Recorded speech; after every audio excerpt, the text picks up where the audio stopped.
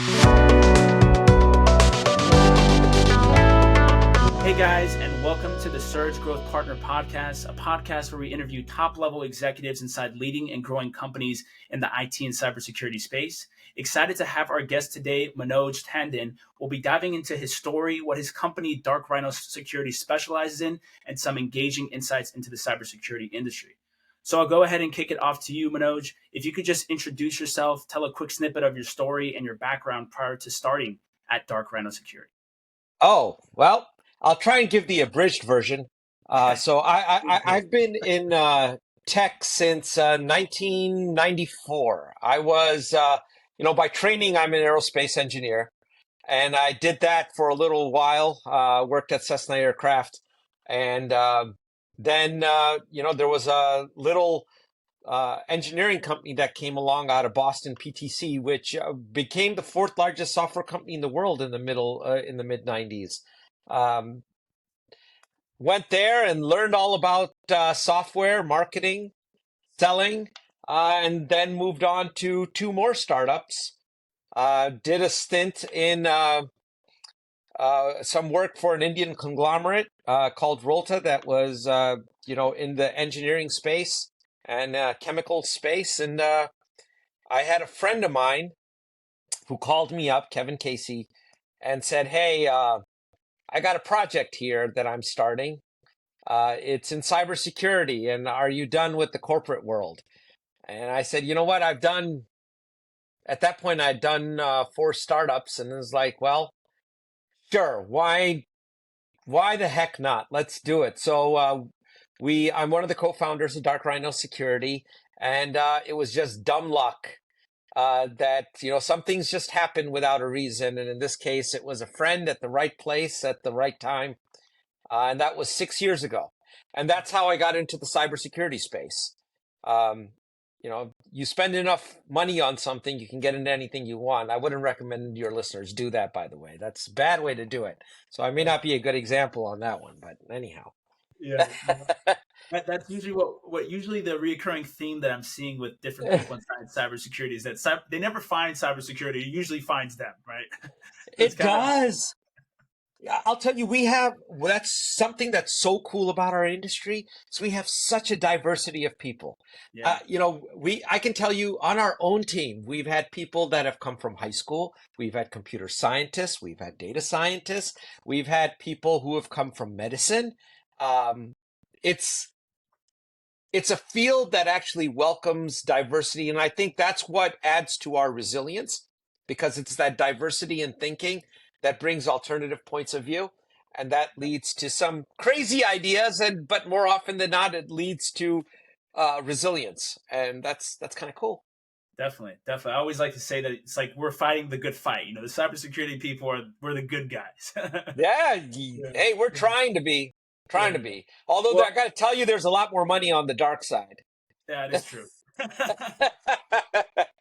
That is true. Well, I'm curious. I kind of always like to ask my guests, kind of what was it about technology or, IT or cybersecurity just in general, about why you decided to, what kind of sparked that initial interest to get inside the tech field? Was there like a childhood moment? Was it how you kind of grew up, or what was it that kind of, lit that passion inside of you? Oh, I'll tell you, I was always fascinated with heavier than air flying machines, airplanes and rockets and things of that as a child.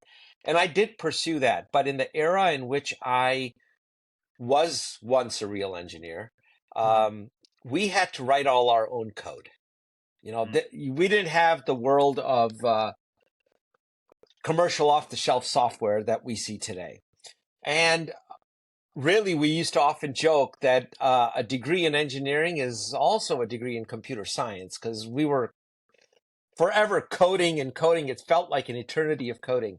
And it was always fascinating to me that you could take something as dumb as a computer that has no intelligence, has no ability to do anything, and you can, through your own creative thinking and abilities, actually create something that's giving you something of value. And it's an ideation. It's you're manifesting something that's in your own mind. And I that always intrigued me. And as luck or circumstances would have it, it led me to the world of tech, and have been in tech since 1994. And it's been a great ride. I've seen the industry evolve.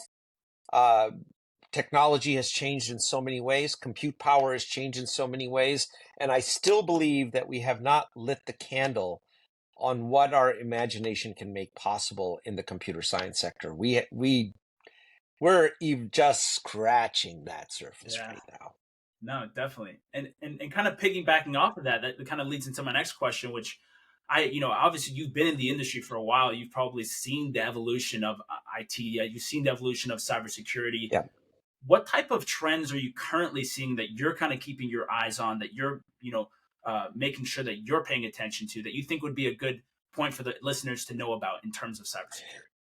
Well, there's a couple trends that we can bring to light here. So one, I want to state, starting this off, that cybersecurity is a business problem. It is not an IT problem. It is a Mm-hmm. people problem, not a technology problem. And there's finally, we're a long ways from it, but we're now seeing some traction in the market space with people realizing that that is the case, and they are starting to focus more on process and awareness, which can do a lot more for their individual companies and organizations in terms of cybersecurity than any technology could ever do for them. If people don't click on the wrong things, if people become aware of how you access your data, how you should manage it, how you should transmit it, can you solve everything? Absolutely not. Do we need technology controls? Yes, we do. But man, you can cut 80% of the nonsense out. You can cut a lot of it. Not all of it, but a lot of it. And you need to understand what your critical assets are. And so that we're starting to see that thinking come to market. Okay. We're really looking out for that, because we think that's going to have massive ramifications. Because right now it's a very tech-centric environment, and I liken to I don't know if you I forget the name of the book, but in the 1900s or early 1910s or whatever, we had 400 automobile companies in the United States of America. Right now we have 3. So I think that trend is going to play out in our industry in a big way. We're seeing it already with a lot of M&A activity with MSSPs. We see private equity coming in and buying up several players to create an aggregate, much larger company. So if you look at where we were as a maturity curve in the industry, we were at the lower part of that curve. Now we're beginning the consolidation. And it'll take time, but that will have big ramifications on solution focus and what becomes relevant to address over time in the industry. The other thing that we're really keeping an eye on is government regulations. Okay, so if you look at the Biden administration was pitching holding the software companies accountable for the breaches, for the failures in their software. Personally, I don't think that's a good idea, because attribution is a very, very difficult thing. And anybody that says they got attribution, I don't care if they're the NSA, they don't have attribution down. It's a very, very difficult thing to do in the industry. And if you look at how we have evolved in the IT sector and the tech sector to develop applications and software, we have become increasingly reliant on third parties. Whether you're using Java, which is open source as a platform, I'm just using that as an example, right? Or you are using third-party embedded systems that are open source as a platform. Really, the bill of materials that goes into your software is no longer 100% homogeneous to you and developed inside your 4 walls, right? So if those kinds of ill-thought legislative actions take place, it's going to have a massive effect on our industry. It, Yeah. it will make things extremely expensive. Because if you think about it, if I have to, or you have to write the UI, which we just borrow from Windows or from anybody else, so that we can QA the code and we know what's in there, the cost of that is insanely prohibitive, as an example, versus getting off the shelf things and using embedded systems and building rapid development in software, which is what we need to address the continuously evolving threats Yeah. that change on a daily basis. Yeah. So we're seeing that as a trend. We're absolutely keeping our ear to the ground as to what's going to happen there. And the last one that I think is a big one that's going to be a titanic force in our industry, save the best for last, is the insurance sector, right? Mm. Yeah. So, money talks, everybody else walks. We know Yeah. that old saying. Well, they got the money, right? And they have the power to mandate what companies are going to do. As we have seen, cyber insurance premiums have quadrupled and they continue to go up, with some carriers dropping coverage for certain industry sectors altogether. Or if they're covering them, they're doing that with a lot more exclusions or limited amounts of coverage.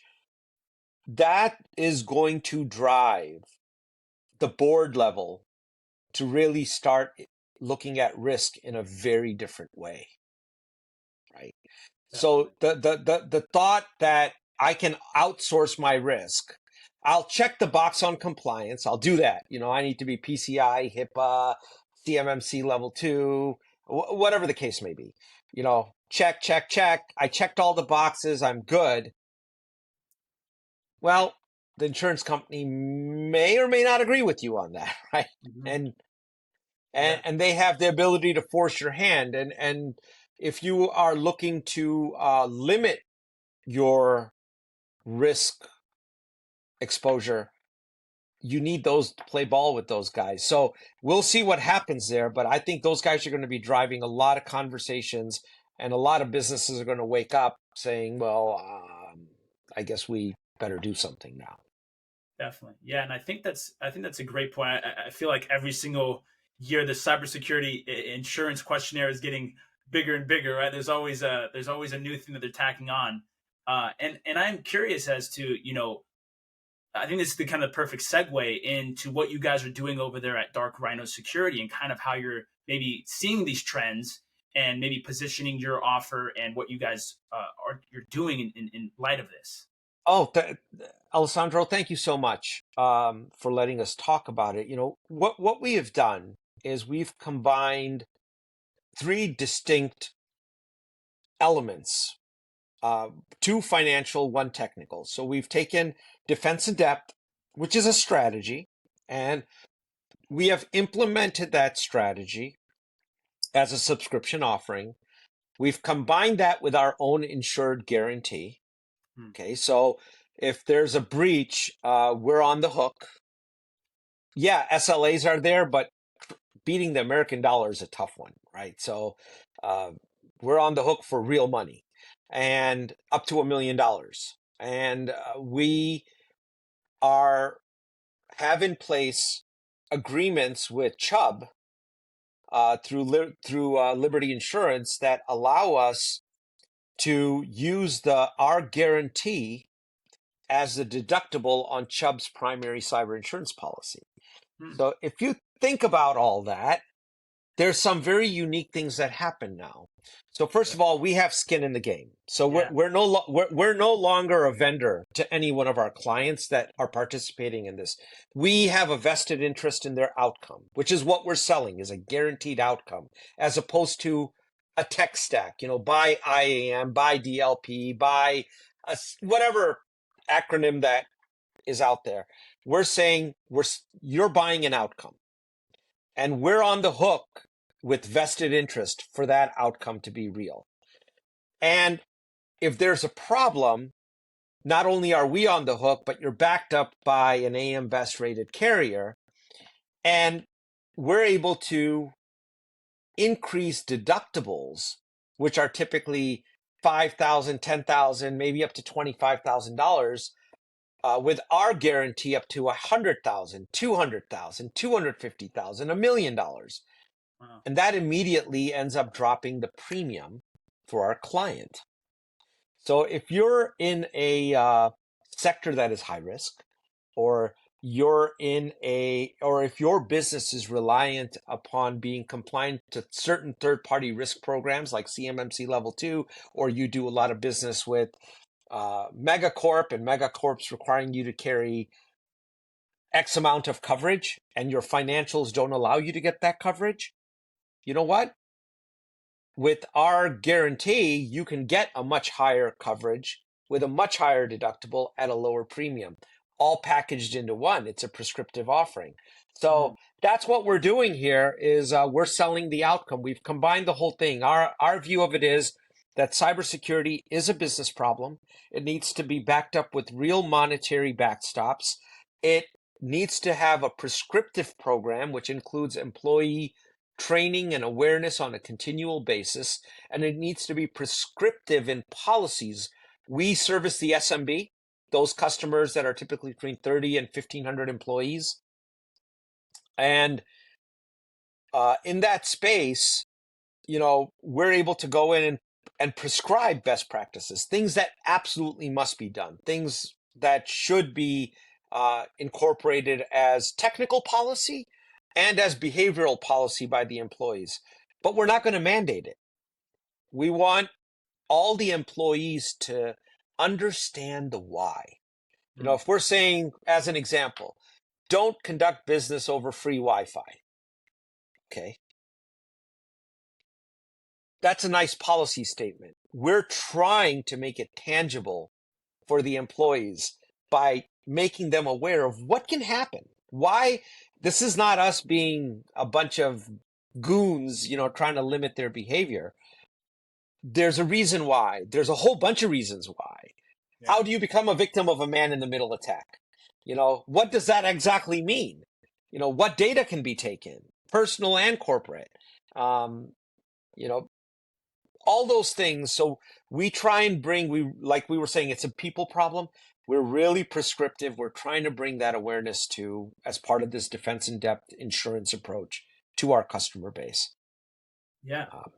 That's awesome. I don't think I've heard I haven't talked to anybody that has that type of offering. And as you're kind of talking to me, it makes so much sense because of the way that it aligns incentives, right? And like you said, it makes you guys have the skin in the game as well. Like on top of, doing the security and having and putting those proper measures in place, you are now saying like, we're going to back you and we're going to do our best to make sure nothing happens because we don't want to pay that out to you. Exactly. We don't want to pay that out to you. So you have our best interests in mind to know that we're trying our best to make sure that that never happens. So I think that that's a really great way to kind of position yourself as not only a service provider, but also a partner in a sense, right? Because it's like, hey, we have your best interest in mind because your best interest is our best interest as well. That's so right. We're aligning incentives, which I think is really great.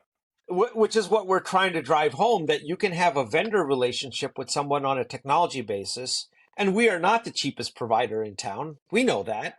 And what we're offering is premium. It may be a great fit for some people and it may not be a good fit for other people at all. But if you care about the outcome, if you care about your brand, your data, your reputation, minimizing legal losses and regulatory losses and all those other things, and your client's data, if that is super material to your business, we're a really cheap partner to talk to. Definitely. I don't think people often take into the account the ROI on cybersecurity, right? Everyone always looks at it like, oh, it's just an expense that there's no ROI on it. But I think, when companies start thinking of the average cost of a data breach, right? The average cost to your reputation, right? The potential clients that you could lose based upon a data breach. I think that's the types of conversations you should be having as a business owner, CEO, and realizing that this is a very real reality, that it's not oh, I don't think I'm ever going to get hit. It's you will get hit, right? There will be an incident at some point, and are you going to be properly prepared to handle that? That's really the conversation that should be had. So I'll give you two stats. 6 months post major cybersecurity incidents, most SMBs are out of business. Okay. Wow. Okay. Um, 43% of the ransomware attacks that are launched are against the SMB market. Yep. And the reason, there's a whole bunch of reasons for it. But one thing is that if you want to, and we'll pick on Target, and they've done a lot Mhm. to change themselves, but what they have shared publicly, right? That breach cost them, the last I read in an annual report a long time ago, about $300 million Wow. in cash losses. That's like hard cash uh, losses. And it was instantiated by an HVAC contractor, Mm-hmm. right? Do you think that HVAC contractor was heavy into cybersecurity? I mean, Doubt do it. you think that HVAC contractor thought that they even need cybersecurity, or who's going to target them, Yeah. right? So if I want to, I don't know, let's throw a dart, pick on some. If I want to target a healthcare system, is it easier to target that healthcare system or to target some payee provider that does business with them that may not have the necessary securities in place, but has access to those systems, or to compromise a practice or a conglomerate of providers that have access to those systems? You know, Definitely. where are you going to go? What's the path of least resistance? Yeah.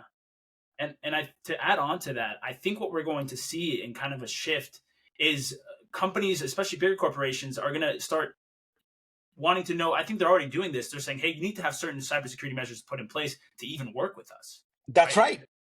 So like the vendor relationships are going to be. I'm curious to kind of see how that evolves as well, because I think that's what's going to continue to be a domino, is that say, hey, we're not going to do business with you if you guys don't have if you don't have these practices put in place. And I think we're seeing more and more and more of that. Yeah, third-party risk programs, Yeah. I think, are going to drive a lot of change. Again, follow the money, right? So insurance, Yeah. money. Third-party risk, that's direct money, because if you want to do business with someone, there's certain costs you're going to incur to do that business with them. Cybersecurity being one of them. And so, yes, I absolutely agree with you, Alessandro. They're going to drive a lot. And look at CMMC. Look how much work is happening in the industry because of CMMC Mhm. Who compliance requirement who with is the federal government. oh, okay. So if you are doing any kind of business, if you're a small defense contractor, making whatever widget, gizmo, analysis, whatever you're doing with the federal government, based on your size, you have certain requirements, Mhm. typically up to like 108 or 110 controls. I'm drawing a blank on the exact number, but it's in that order of magnitude that you need to be able to provide as evidence to the federal government, as an auditable evidence that you're meeting the control requirements. Well, cool. Yeah, I mean, I'm glad you kind of touched on that. We got to kind of share that aspect of what we think is going to happen in the cybersecurity industry. It's great what you guys are doing over there at Dark Rhino Security to kind of capitalize on that. And I did want to take this time now to maybe transition a little bit to a little bit more on yourself, right, and you as a Uh-oh. person, and just talking a little bit about what it's like, kind of what are the challenges that kind of come with being a. I know you mentioned a co-founder and a COO of Dark Rhino Security. If you kind of just touch on those and maybe share with the audience what you think comes with the job. I'll tell you, anyone that's looking to become an entrepreneur, it is, I'll say 10% of it becomes your skill set, your business acumen, your talent in a specific discipline, whatever your craft is that you're going to do. 90% of it is having the emotional strength Mm, to deal with the absolute unknowns that are going to hit you on a daily basis. I can't tell you, Alessandro, what's going to happen tomorrow. I don't know. I mean, I've had so many surprises every time I think, uh, this has to be it. I'm always always surprised by, I'm like, I never even thought that X could happen. So that emotional strength is super critical. The other thing is you have to develop a belief in yourself. Because one thing, anyone that's going into entrepreneurship and is looking to build their own company, when they go and ask their family and friends, and they ask other advisors that I want to give up a job that pays really, really well and has this killer retirement package, and we get to vacation in the Bahamas or Hawaii every year, whatever, blah, blah, blah, blah, blah. Yeah. You are not going to get anyone that's going to tell you that this is a good idea. Yeah. Okay. I can tell you that for a fact, been there, done that a couple times. You're not going to get a lot of people to tell you that that's an idea, that's worth doing. And so you have to you're betting on yourself. So you got to come to that. A lot of people say they want financial success, or they want success in what their career, their field, whatever are they truly willing to put it on the line? And that's why they don't have it. Yeah. You really have to be willing to put it all on the line. You still may not win, but you really better put it all on the line.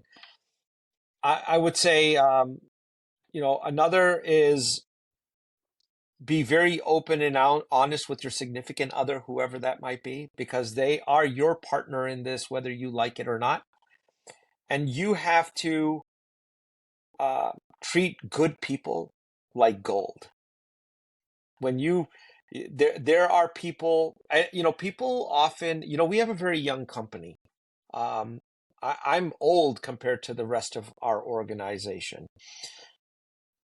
And people kind of dish on millennials or younger folks about work ethic and whatnot. I will disagree with that completely. Those people have a different value set, right? It's not always about the money. They value freedom. They value flexibility. They value loyalty. It's a different mindset in the young group, and I'm glad to see it, because I think it's going to change our country for the better as my generation retires and hands over the keys to the next group of people. And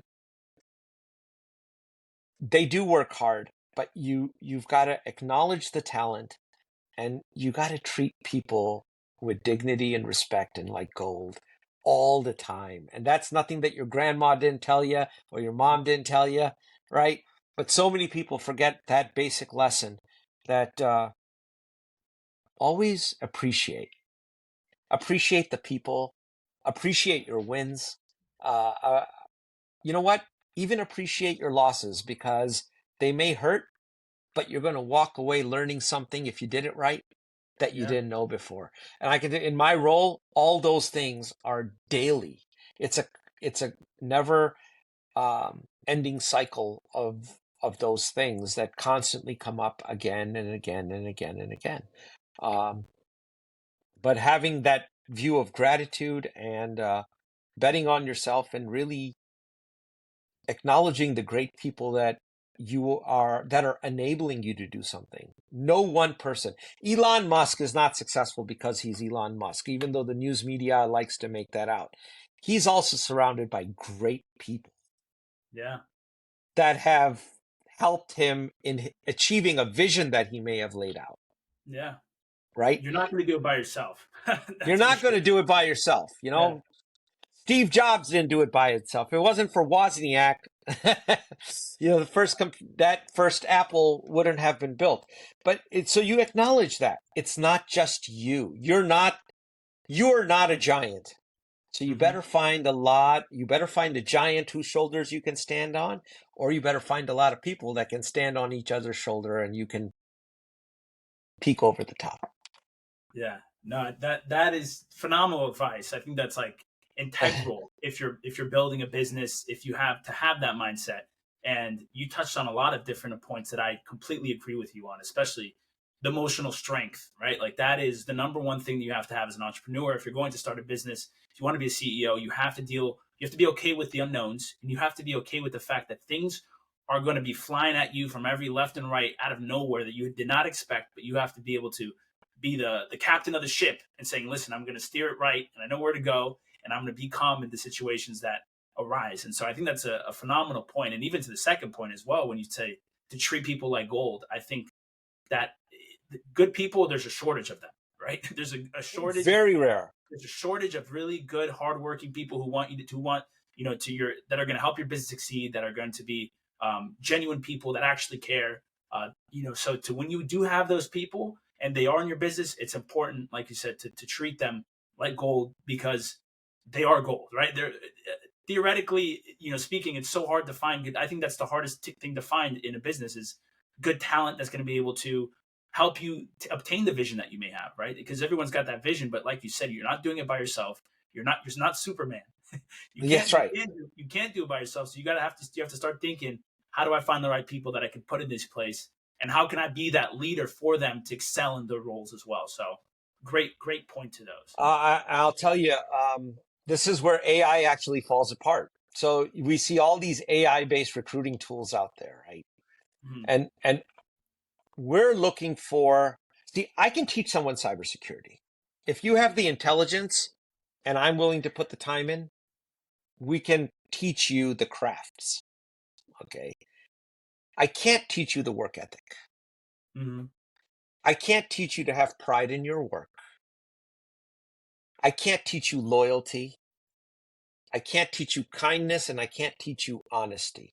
If you find those qualities in a human being and they themselves want to transition into cyber or they want to transition, that is a very difficult find. But if you find them, those people are amazingly successful, right? Mm-hmm. And that's where the AI automated HR systems all fall apart because you're looking for an experience set and you're checking boxes. How do you assess the personality? Definitely. So Yeah, no, it's a phenomenal point, and I think that's it's so important to pick personality, right? You obviously need skills. Everyone, like yeah, you need skills, but you know that you can develop those skills, right? You know those skills can be developed. People can learn, but it's about the mindset. It's about the way that they treat people, the way that they carry themselves. That I always, whenever I'm hiring or I'm making a decision, if I want to bring someone on my team, I'm always looking at that. What type of person are they? Because I don't want to work with people that I don't like because you're going to be around with them all the time. I have to at least like to work with you to want you to be on my business. So there's definitely there's components of that you have to really take into consideration. And I did kind of want to ask you though. Now, going back to your company, I just was curious as to kind of what your vision is now as a founder and or as a co-founder and as someone that's driving the business forward. What are you guys trying to build in the next 12 months? I don't like to do 5 to 10 year plans because I feel like a little far out. But oh, I couldn't tell you what's happening in 2 years, much yeah, less about five, right? yeah. So But the next year. our, well, we're hoping that we're going to double in size, but more so our vision is we want to transform this industry. We want this industry to start, and that's a really lofty goal. I know it is. Boy, oh Uh-huh. boy. And Yeah. there's an uphill battle on that one if there ever was one.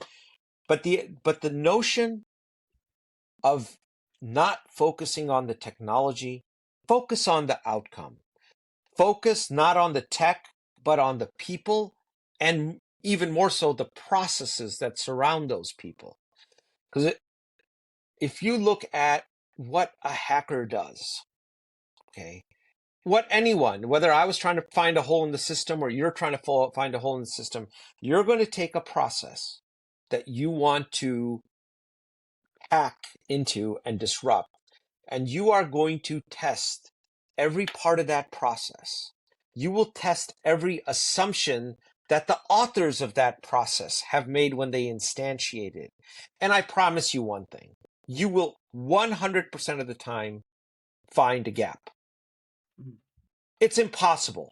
And anybody that says otherwise is insane because there is foundationally as human beings, we are imperfect.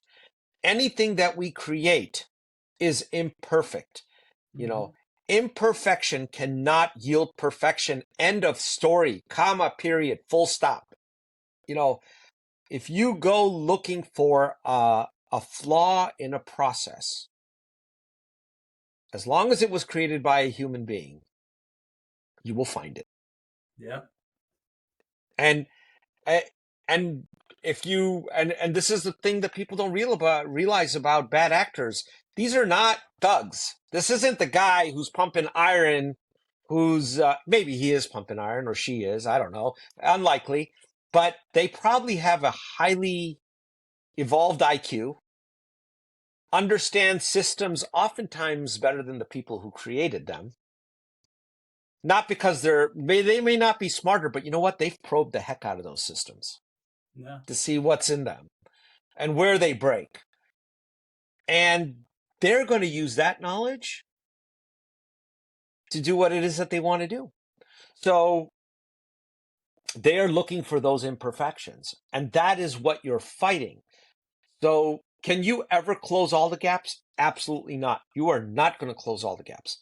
But what you can do is close the significant ones and make it hard enough that people who are in the game to extract monies from you are going to move on to somebody else. Because it's just not that they can't break into you, but it's kind of hard to do. So now, if you've done something to tick off Putin or a major world figure and they have trained 5,000 PhDs on you, I don't care if you have the NSA guarding you. You're done. It's over.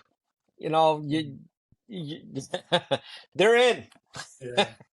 That's a great. I love to see what you guys are building. And I'm definitely excited for what is in store for you, because I definitely think that, like I was saying earlier, I haven't seen anybody do. I always love finding unique little things that companies are doing to kind of differentiate themselves and kind of add that value proposition where it's like, hey, we're doing something that nobody on the market's really doing, and to kind of have that partnership that I think you guys are going for is great, and I'm excited for you guys. I did want to ask you one more question before we head out, just because you've been dropping a lot of hidden gems throughout this whole podcast, but I want you to just this one's a loaded question, so be prepared. Okay. So, what are the most important things that you've learned in your career that you'd be willing to share with the audience? Wow, deep question. Mm-hmm. First thing is, if you don't like the way the chessboard is arranged, rearrange the chessboard. Okay. So if the corollary in real life is, if you're stuck in a job you can't stand, or you believe that your skill set is not valued, or that your full potential is not being realized in whatever aggregate activity you're involved with, don't blame other people around you for that. They see the chessboard one way. Rearrange it. You don't have to follow those rules. You want a promotion? Maybe it's not going to happen where you're at. But what are you doing to affect that? Change it. So that means you become proactive. You can't become the victim. That's the shittiest role in the deck, in the play. Don't be the victim. You got to be proactive and take that action. The other thing, everything that you learned in kindergarten is of paramount importance. So be kind. Do unto others as you would want to have done unto you. Treat people with respect and dignity. Tell the truth. Those very basic things will not guide you wrong in whatever endeavor you are focused on. Third thing is, become a master of your craft. Show some passion. There's a lot of people I've seen who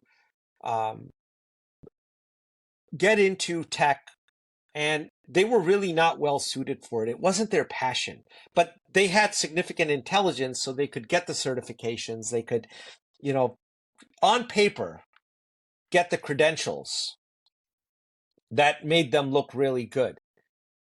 But when it came to actually becoming great practitioners, they sucked at it because the drive wasn't there. There was no nothing inside that said, this is what I want to do. I mean, think of it this way. How many kids take piano lessons as children, right? And how many become concert pianists, right? Very few, right? Yeah. One is a master of their craft. The other they see the picture, they might want to do that, but the drive and the passion was never there to explore that in any depth, to develop the skills that really made you a master of your craft. And this, I don't care if you're a doctor, a lawyer, a nurse, a mechanic, a drummer, it doesn't matter. Be a master of your craft, whatever it is. Yeah. Something that you can show passion for, and other people, when they see you perform it, they're like, wow, that guy's good, It's obvious. Yeah, no, it's phenomenal advice, man.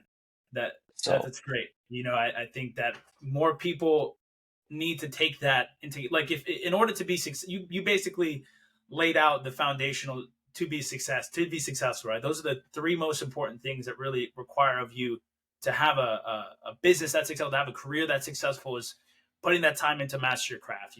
Not being the victim, right? That's so important, is telling yourself that you know you're not the victim, right? Like everyone's a victim in their own life, but understand that life's just not fair, and you have to deal with it, right? Like that's just the way you got to deal with the cards you're dealt with.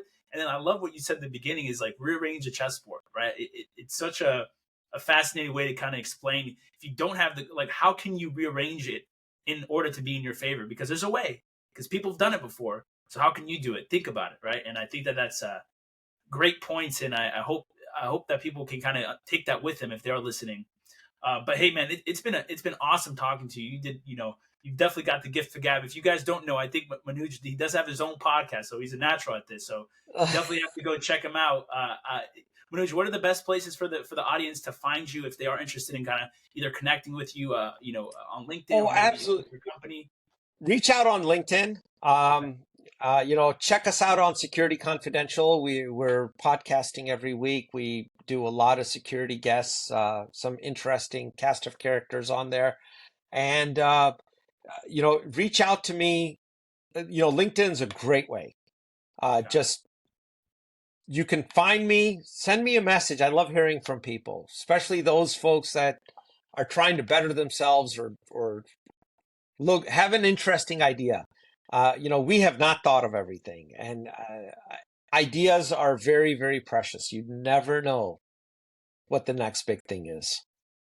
Definitely. Well, I'll make sure to include both of those in the description so that they can go ahead and check you out. It's been an absolute pleasure. Thank you again. Thank you guys. If you did make it all the way to the end, we do appreciate it. If you could just leave a like, comment, and subscribe for more related content. We'll be coming back out with more of these, and we hope you guys have a great rest of your day. Thank you again, Manoj. Thank you, Alessandro. Take care.